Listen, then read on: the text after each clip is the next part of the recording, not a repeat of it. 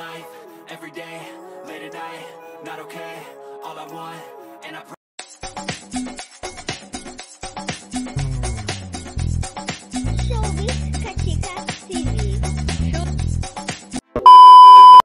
Hello mga kachika! Bago nga mag-Valentine's Day ay lumipad papuntang Melbourne, Australia si Catherine Bernardo para nga manood ng concert ng kanyang idol na si Taylor Swift. At the same time ay para makasama na nga rin ang kanyang isa sa mga BFF na si Aris De Santos, na talaga namang ikinatuwa nga ng netizens dahil ito nga daw ay ang comeback and reunion ng Catrice. At kahapon nga February 16, 2024 ay ang Road to Taylor Swift nga niyang mag-BFF na si Catherine at si Aris, na talaga namang super excited na nga makita si Taylor. Samantala, ang ating namang mga kababayang Pilipino na nasa Australia ay talaga namang super saya rin ang makita nga nila si Catherine sa Melbourne.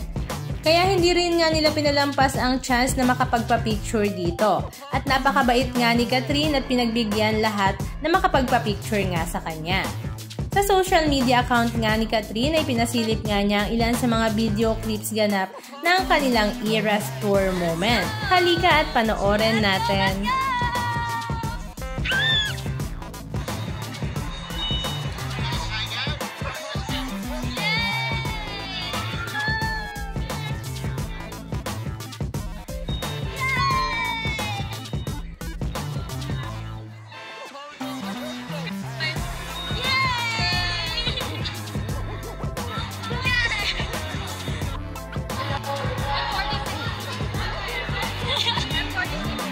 Sparky girls. Wow! Let's go! Wow!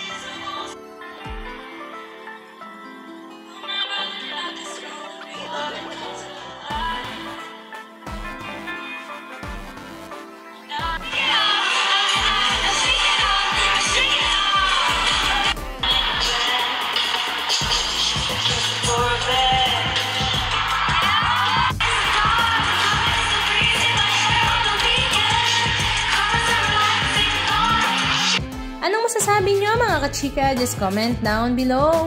And please don't forget to subscribe. Thank you!